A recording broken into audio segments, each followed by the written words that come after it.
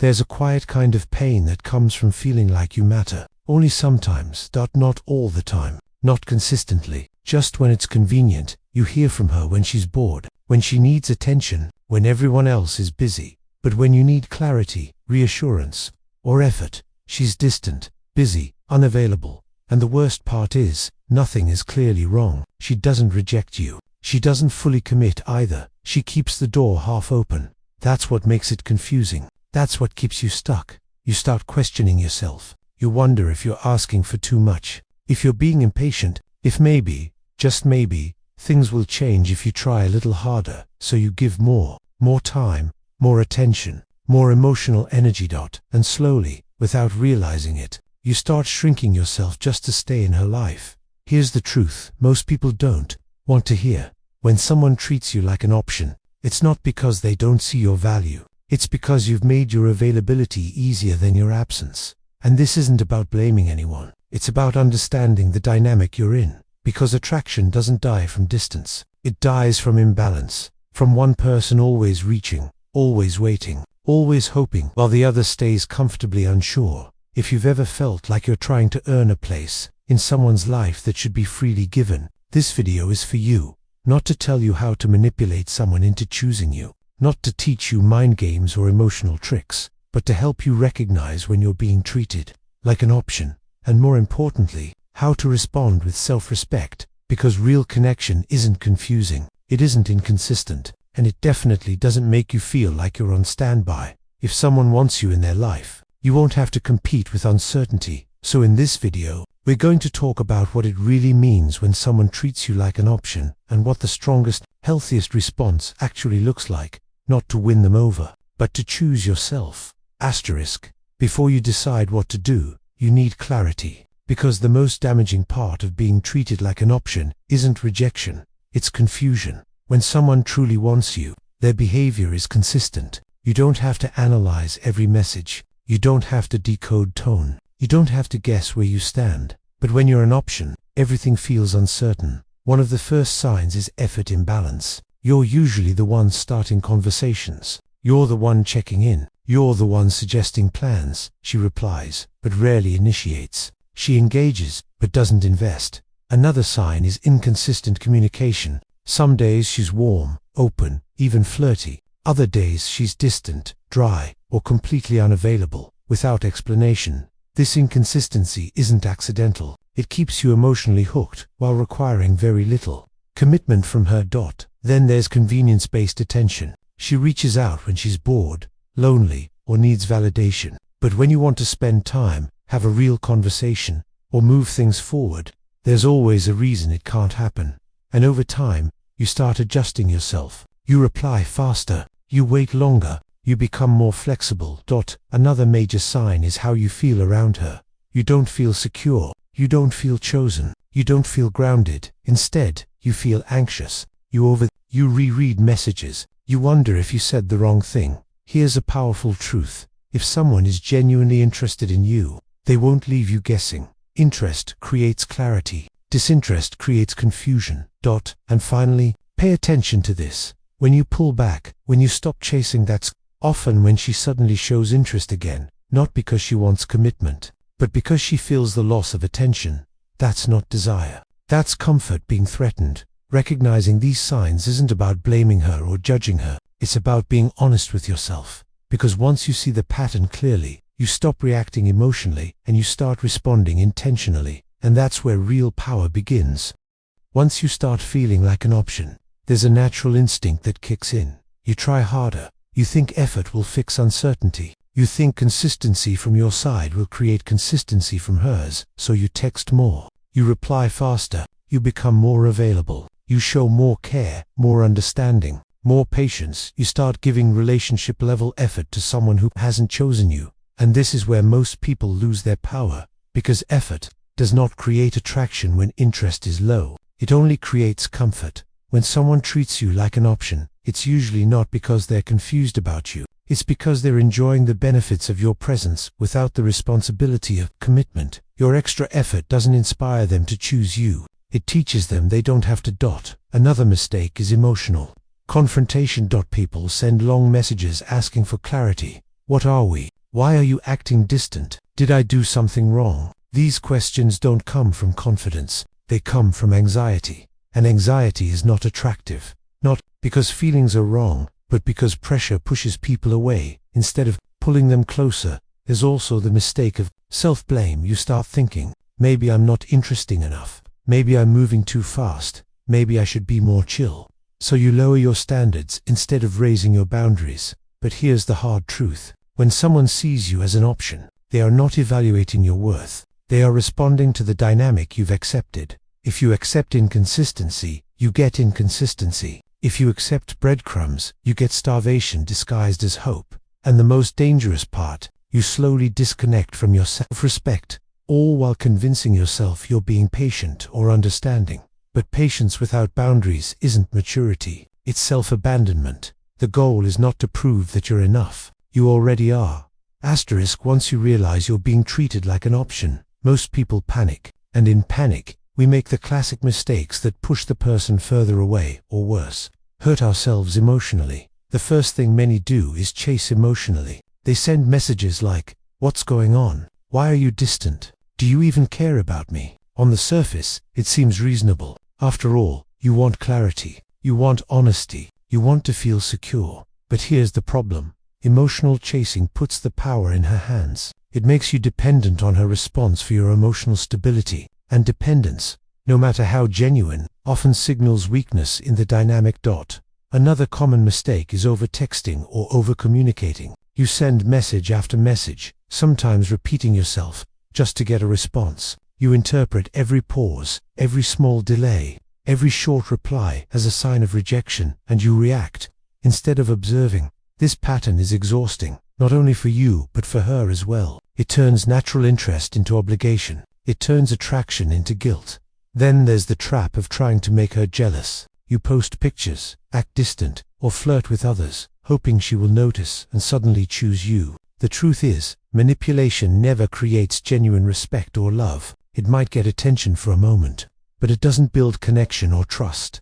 Another subtle mistake is silent treatment as punishment. You withdraw completely to make her realize she's losing you. It seems logical, she should feel my absence. But absence only teaches her how much she can get away with. It doesn't teach her how much you're worth. Finally, many people lower their standards without realizing it. They tolerate excuses, inconsistency, or disrespect because they don't want to lose the person. But compromise is only healthy when it's mutual, not one-sided. Here, single quotes is the key takeaway. The worst reactions, overchasing, over-explaining, manipulation, guilt-tripping, or self-sacrifice don't fix the problem. They strengthen the dynamic that keeps you in the option category.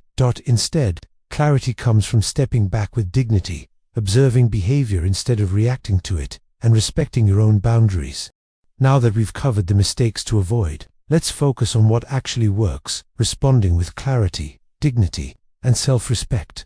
The first and most important step is pull back with purpose. This doesn't mean ignoring her completely or playing games. It means you stop overgiving, stop chasing, and stop making your happiness dependent on her approval. Pulling back shows that your time and energy are valuable. It communicates, without words, that you won't settle for inconsistency or uncertainty. It's a quiet way of reclaiming your power. Step 2 is matching energy, not exceeding it. Stop investing more than she invests. If she texts once a day, don't bombard her with 3 or 4 messages. If she makes plans occasionally, don't constantly rearrange your schedule. Matching energy isn't about punishing her, it's about creating balance. Attraction grows when both people contribute equally, not when one person carries the emotional weight while the other stays comfortable. Step 3 is focus on your own life, your work, goals, hobbies, friends, fitness. These aren't just distractions, they're your foundation. When your life doesn't revolve around her, you naturally become more confident, grounded, and magnetic. Confidence is one of the strongest ways to shift the dynamic without manipulation. Step 4 is set boundaries and be ready to walk away. Decide what behavior you will accept and what you won't. If she crosses your boundaries or continues to treat you like an option, be willing to step back entirely. This isn't about anger or revenge. It's about protecting your self-respect. Step 5 is observe actions, not words. Anyone can make promises or excuses, but consistent behavior is what shows real interest. If her actions don't match her words, trust the actions. It's a simple but powerful way to protect yourself from emotional confusion. Finally, remember the mindset behind all of this. You are a choice, not a fallback. Your value isn't determined by whether she notices it or chooses it. It's determined by how you treat yourself. When you follow these steps, one of two things happens. Either she steps up and matches your effort, showing genuine interest, or she naturally fades away, and you're free to invest your energy in people who truly value you. In either case, you win. Here's the hard truth most people don't want to face. Someone treats you like an option because you've allowed the dynamic to exist. It's not always intentional on their part. Sometimes it's about their own uncertainty, comfort zones, or priorities. But from your perspective, it doesn't matter. What matters is how you respond. You cannot force respect, attention, or commitment from someone who isn't ready or willing to give it. The more you chase, over-explain, or lower your standards, the less respect you command, and the more you stay in a position of uncertainty. The most powerful thing you can do is accept this reality. If someone doesn't choose you willingly, if they leave you guessing, if they only show interest when convenient, then they are not the right person to invest your energy in, and that's okay, because the right person will never make you feel like a second choice. The right person will not create confusion or doubt. They will value your time, attention, and emotional energy, naturally, consistently, and without games.